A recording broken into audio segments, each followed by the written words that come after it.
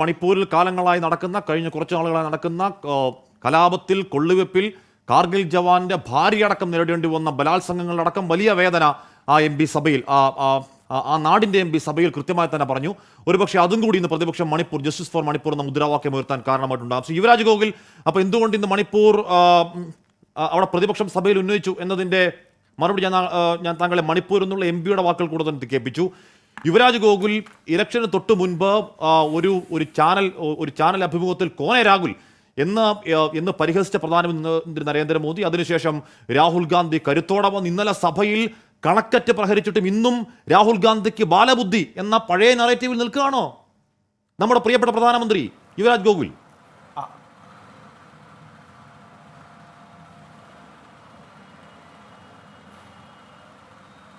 അല്ല, ഹാഷ്മി കോയ രാഹുൽ അപഹസിച്ചു. ആരപഹസിച്ചു? ഞാനോ? എങ്ങനെ കേട്ടില്ല? എനിക്ക് ക്ലിയർ ആയില്ല. താങ്കൾ എന്തോ വേറെ ആലോചിച്ചുകൊണ്ടിരിക്കുകയാണ്, അതുകൊണ്ട് ക്ലിയർ ആവാത്തതാണ്. ഞാൻ അങ്ങനൊന്നും പറഞ്ഞിട്ടൊന്നുമില്ല. താങ്കൾ പറഞ്ഞോളൂ, മറുപടി പറഞ്ഞോളൂ. അല്ല, ഞാൻ ചാനൽ ചർച്ചയിൽ കോയ രാഹുൽ എന്ന് പറഞ്ഞ അധിക്ഷേപിച്ചു. എന്താ എനിക്ക് മനസ്സിലായില്ല. താങ്കൾ വേറെന്തോ ആലോചിച്ചിരുന്നു, കേട്ടതിന്റെ പ്രശ്നമാണ്. ബാലബുദ്ധി എന്ന് വിളിക്കുകയായിരുന്നു രാഹുൽ ഗാന്ധി. അല്ല, ഞാൻ എന്തോ ചാനൽ ചർച്ചയിൽ എന്തോ പറഞ്ഞു എന്ന് താങ്കൾ പറഞ്ഞില്ല. അങ്ങനെയല്ലേ പറഞ്ഞു തുടങ്ങിയത്? ഇല്ലെന്ന് താങ്കൾ വേറെന്തോ കേൾക്കുകയാണ്. താങ്കൾ വേറെന്തോ ഞാൻ പറയാത്തത് കേൾക്കുകയാണ്. വിട്ടേക്കോ, ഞാനൊന്നും പറഞ്ഞിട്ടില്ല. താങ്കൾ വേറെന്തോ ആലോചിച്ചിരുന്നു കേട്ടാ, ഒന്നും പറഞ്ഞിട്ടില്ല. എന്റെ ചോദ്യം ഇത്രത്തോളമായിട്ടും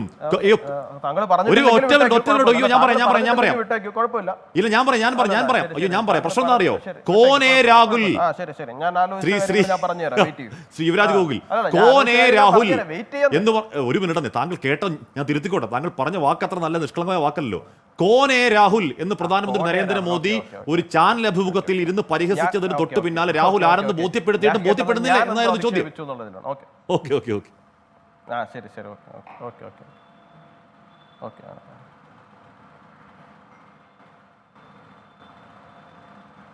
അതെ, തീർച്ചയായിട്ടും ഞങ്ങൾക്ക് ബോധ്യപ്പെട്ടല്ലോ. അതായത് ഈ ഹാഷ്മി 1977 ഈ നമ്മുടെ അടിയന്തരാവസ്ഥ കഴിഞ്ഞിട്ട് തെരഞ്ഞെടുപ്പ് നടക്കുന്ന സമയത്ത് 155 സീറ്റുകളാണ് കോൺഗ്രസിന് ലഭിച്ചത്. അന്ന് ഇന്ത്യയിലെ മുഴുവൻ മാധ്യമങ്ങളും പറഞ്ഞു, ഇന്നും മാധ്യമങ്ങൾ പറയുന്നുണ്ട്, കോൺഗ്രസിനെ ഒരു പാഠം പഠിപ്പിച്ചു, കോൺഗ്രസ് കനത്ത പരാജയം നേരിട്ടു, കോൺഗ്രസിനെ തൂത്തെറിഞ്ഞു ഈ രാജ്യം എന്നൊക്കെ പറഞ്ഞിട്ട്. അവിടെ നിന്ന് 99 സീറ്റ് 543 സീറ്റിൽ കോൺഗ്രസ് ജയിച്ചപ്പോൾ കോൺഗ്രസ് കരുത്ത് കാട്ടി എന്നൊക്കെ പറയുന്ന അവസ്ഥയിലേക്ക് നിങ്ങൾ ഉൾപ്പെടെയുള്ള ആൾക്കാർ വന്നിട്ടുണ്ട് എന്നുണ്ടെങ്കിൽ ഞങ്ങൾക്ക് വലിയ സന്തോഷം മാത്രമേ ഉള്ളൂ. അവർക്ക് ഇതിൻ്റെ അപ്പുറത്തേക്ക് യാതൊരു കരുത്തും ഇനി ഇവിടെ കാട്ടാനുമില്ല. കാട്ടാവുന്നതിൻ്റെ മാക്സിമം ഒക്കെ അവർ കാട്ടിക്കഴിഞ്ഞു. ഞങ്ങൾക്ക് ആ കാര്യത്തിൽ വലിയ സന്തോഷമുണ്ട്. ഒന്ന്. രണ്ടാമത്തെ ഒരു കാര്യം, താങ്കൾ ഇവിടെ ഫാക്ട് എന്നൊക്കെ പറയുന്നുണ്ടായിരുന്നു. ഞാൻ എല്ലാ വിഷയത്തിലും മറുപടി പറയും കേട്ടോ, ഒരു വിഷയത്തിൽ നിന്ന് സ്കിപ്പാവാൻ ഉദ്ദേശിക്കുന്നില്ല. ബ്രിട്ടാസ് പറഞ്ഞ വിഷയത്തിൽ ഉൾപ്പെടെ എല്ലാത്തിനും മറുപടി പറഞ്ഞിട്ട് ഇവിടുന്ന് പോവുള്ളൂ. ഒന്ന്, ഫാക്ട് എന്ന് പറഞ്ഞു.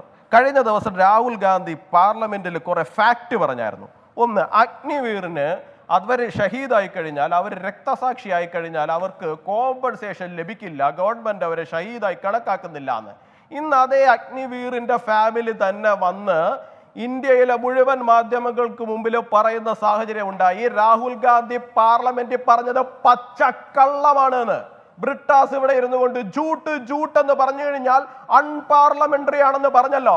ബ്രിട്ടാസെ, നിങ്ങളുടെ മുന്നണിയുടെ നേതാവ് പാർലമെന്റിൽ ഇരുന്ന് പറഞ്ഞ ജൂട്ടാണ് ഇന്ന് ആ അഗ്നിവീറിന്റെ ഷഹീദായ ഫാമിലി വന്ന് ഇന്ത്യയിലെ മാധ്യമങ്ങൾക്ക് മുമ്പിൽ പറയുന്ന സാഹചര്യം ഉണ്ടായത്. അത് താങ്കൾക്ക് അൺപാർലമെന്ററി ആയിട്ട് തോന്നും. അത് മറ്റൊന്നും കൊണ്ടല്ല, ഇത്രയും ദുർബലനും നുണയനുമായ ഒരു നേതാവ് നിങ്ങൾക്കുള്ളത് കൊണ്ടാണ് നിങ്ങൾക്കത് അൺപാർലമെന്ററി ആയിട്ട് തോന്നുന്നത്. സഹിക്കുക, വേറെ നിവൃത്തിയൊന്നുമില്ല. രണ്ട്, ലോക്സഭാ സ്പീക്കർ നരേന്ദ്രമോദിയെ കണ്ടപ്പോ എന്താണ് താഴ്ന്നു നിന്നു, എന്നെ കണ്ടപ്പോ പൊങ്ങി നിന്നു എന്നൊക്കെ പറയട്ടെ. അല്പത്തരം നല്ലാണ്ട് ഇതിനെന്താണ് പറയുക? സ്പീക്കർ തന്നെ മറുപടി പറഞ്ഞു, എന്നെക്കാൾ 13 വയസ്സിന് മുതിർന്ന ഒരു മനുഷ്യനാണ്, എന്റെ സംസ്കാരം അനുസരിച്ച് മുതിർന്നവർക്ക് മുൻപിൽ അല്പം എളിമ സ്പീക്കർ സാർ, ഈ സഭയിൽ ഏറ്റവും മുതിർന്ന അംഗം താനാണ്, അതിന് അങ്ങാണ്, അങ്ങയുടെ കീഴിൽ മാത്രമേ ഞാനും പ്രധാനമന്ത്രിയും പ്രതിപക്ഷ നേതാവും ഒക്കെ ഉള്ളൂ എന്ന് രാഹുൽ ഗാന്ധി മറുപടി പറഞ്ഞു. അതിന് പിന്നെ മിണ്ടിയില്ല സ്പീക്കർ. സ്പീക്കർ പിന്നെ മിണ്ടിയില്ല. കംപ്ലീറ്റ് ചെയ്യട്ടെ ഹാഷ്മി, ഞാൻ കംപ്ലീറ്റ് ചെയ്യട്ടെ ഹാഷ്മി. അല്ല ഇതൊക്കെ അല്പത്തരമാണെന്നേ ഞാൻ പറഞ്ഞുള്ളൂ. മറുപടി പറഞ്ഞോ അല്ലേന്നല്ല, ഇതൊക്കെ അല്പത്തരമാണ്, വേറൊന്നും കൊണ്ടല്ല, ഇതൊക്കെ അല്പത്തരമാണ്. മൂന്നാമത്തെ കാര്യം, 1938 ഹരിജനിൽ സ്പീക്കേഴ്സ് ആൻഡ് പൊളിറ്റിക്സ് എന്ന ഒരു ലേഖനത്തിൽ സാക്ഷാൽ മഹാത്മാഗാന്ധി പറയുന്നുണ്ട് കേട്ടോ, the speaker's position assumes very high importance greater than that of the prime minister. പറയേണ്ടി വന്നു. ഇല്ലല്ല ഞാൻ പറയട്ടെ, നമ്മുടെ രാഷ്ട്രത്തിന്റെ പിതാവ് പറഞ്ഞാണ്, അന്നേ പറഞ്ഞു വെച്ചാൽ രാഹുൽ ഗാന്ധി പറഞ്ഞു. ഞാൻ സംസാരിക്കട്ടെ, എന്റെ ടേൺ അല്ലേ, ഞാൻ പറഞ്ഞു കഴിഞ്ഞിട്ട് താങ്കൾ പറയുന്നേ. എന്റെ ടേൺ ആണ്, ഞാൻ പറഞ്ഞു കഴിഞ്ഞിട്ട് താങ്കൾ പറയും. ഇവിടെ ഇത്രയും പേര് പറയുകയും ബ്രിട്ടാസ് വളരെ ശക്തമായിട്ട് നമുക്കെതിരെ സംസാരിക്കുകയും ചെയ്തപ്പോൾ ഞാനൊന്നും മിണ്ടിയല്ലോ. ഞാൻ പറയട്ടെ, MSPയുടെ കാര്യം പറഞ്ഞു, കൃഷി മന്ത്രി തന്നെ വന്ന് നിന്നിട്ട് അതിനകത്തുള്ള ലൈ എന്താണെന്നുള്ള കള്ളം എന്താണ്, ചൂട്ട് എന്താണെന്നുള്ള കാര്യം കൃത്യമായിട്ട് പാർലമെന്റിന്റെ മുമ്പിൽ തന്നെ പറഞ്ഞു. പ്രതിപക്ഷ നിരയിൽ ആർക്കും തന്നെ മറുപടി ഉണ്ടായിരുന്നില്ല. അപ്പൊ ഇതാണ് താങ്കൾ പറഞ്ഞ ഫാക്ട്. പിന്നെ മഹുവ മോയിത്രയുടെ കാര്യം, മഹുവ മോയിത്ര എന്തോ ആരോ നിശബ്ദരാക്കാൻ ശ്രമിച്ചു. മഹുവ മോയിത്ര തിരിച്ചവിടെ വന്ന് തന്നെ സംസാരം. മഹുവ മോയിത്രയ്ക്ക് സംസാരിക്കാനുണ്ട് എന്നുണ്ടെങ്കിൽ വെസ്റ്റ് ബംഗാളിലേക്ക് പോകാൻ പറയണം. കഴിഞ്ഞ ദിവസം അവിടെ ഒരു പെൺകുട്ടിയെ പബ്ലിക്കായിട്ട് നടു റോട്ടിലിട്ട് തല്ലുന്ന സമയത്ത് മഹുവ മോയിത്രയ്ക്ക് സംസാരിക്കണ്ടായിരുന്നു. ഇലക്ഷൻ കഴിഞ്ഞിട്ട് എതിർ പാർട്ടിയിലെ ഒരു സ്ത്രീയെ നഗ്നയാക്കി അവിടെ നടത്തിച്ചുകൊണ്ട് പോകുമ്പോൾ മഹുവ മോയിത്രയ്ക്ക് സംസാരിക്കണ്ടായിരുന്നു. മഹുവ മോയിത്രയ്ക്ക് പാർലമെന്റിൽ മാത്രമേ ശബ്ദം ഉയരുള്ളൂ. അതൊരു വല്ലാത്ത ശബ്ദമാണ്. അത് മാത്രമല്ല ഹാഷ്മി, നിങ്ങൾ ഇവിടെ ഇരിക്കുന്ന ഈ ഇന്ത്യ മുന്നണി ഉണ്ടല്ലോ, ഈ മുന്നണിയോട് എനിക്ക് ചോദിക്കാനുള്ള, നിങ്ങളുടെ തന്നെ ഒരു നേതാവ് MLA ഹമീദുർ റഹ്മാൻ ഇന്നലെ പറഞ്ഞത്, വെസ്റ്റ് ബംഗാളിൽ നടന്ന ഇൻസിഡന്റിനെ കുറിച്ച് പറഞ്ഞത്, ആ സ്ത്രീ ഒരു പോക്ക് കേസാണ്, അതുകൊണ്ടാണ് ആ സ്ത്രീയെ തല്ലിയത്, മുസ്ലിം രാഷ്ട്രത്തിൽ ഇതൊക്കെ സംഭവിക്കുന്നതാണ്. നിങ്ങൾ ചർച്ച ചെയ്തോ ഹാഷ്മി? നിങ്ങൾക്ക് ചർച്ചയില്ലേ? ചോർച്ച അന്വേഷിച്ചു നിങ്ങൾ വേട്ടയാടാവുന്നതിന്റെ പരമാവധി വേട്ടയാടി, അന്വേഷിക്കാവുന്നതിന്റെ പരമാവധി അന്വേഷിച്ചു. അവരെ വിളിച്ചു വരുത്തി അവരോട്, ഒരു സ്ത്രീയോട് ചോദിക്കാൻ കൊള്ളാത്ത ചോദ്യങ്ങൾ ചോദിച്ചു.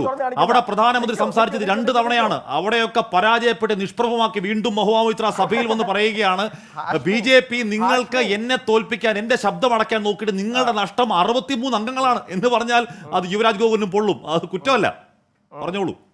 മൊയ്ത്ര മാത്രമല്ല, അത് അടുത്ത വരുന്നുണ്ട്, ചന്ദ്രശേഖർ ആസാദ് റാവൺ അടുത്ത വരുന്നുണ്ട്. ആവനാഴിയിൽ ആയുധങ്ങൾ തീർന്നിട്ടില്ല യുവരാജ്. ഞങ്ങളുടെ നഷ്ടം 63 സീറ്റുകളല്ല, ഞങ്ങളുടെ നേട്ടം 293 സീറ്റുകളാണ് ഹാഷ്മി. ഞങ്ങൾ BJPയുടെ മാത്രം നേട്ടം എന്ന് പറയുന്നത് 240 സീറ്റുകളാണ് ഹാഷ്മി.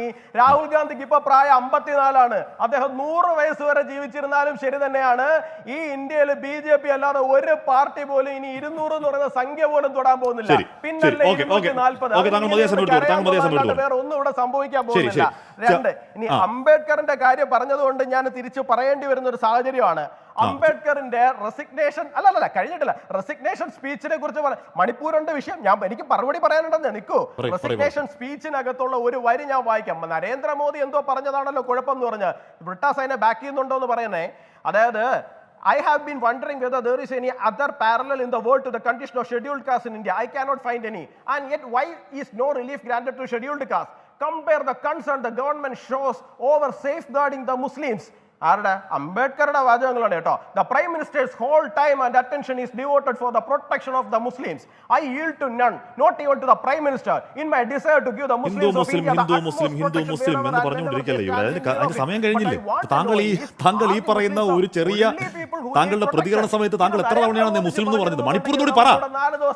ഈ മഹുവ മൊയ്ത്ര പറയുകയാണ്, നിങ്ങൾ മുസ്ലിം എന്ന് പറയുന്നു, നിങ്ങൾ മുല്ല എന്ന് പറയുന്നു, നിങ്ങൾ മദ്രസ എന്ന് പറയുന്നു, നിങ്ങൾ മച്ചരി എന്ന് പറയുന്നു, നിങ്ങൾ മട്ടൻ എന്ന് പറയുന്നു, നിങ്ങൾ മുജ്ര എന്ന് പറയുന്നു, നിങ്ങൾ മണിപ്പൂർ എന്ന് ഒന്ന് തുറക്ക് എന്ന് മൊയ്ത്ര പറയുമ്പോൾ യുവരാജിനും പൊള്ളും. ശരിയാണെത്താം. ശരി, നമുക്ക് ചരിത്രത്തിലേക്ക് അധികം സമയം, നമുക്ക് ചരിത്രത്തിലേക്ക് ഒരുപാട് സമയം, നമ്മുടെ സമയം വരുന്നുണ്ട്. ഓക്കെ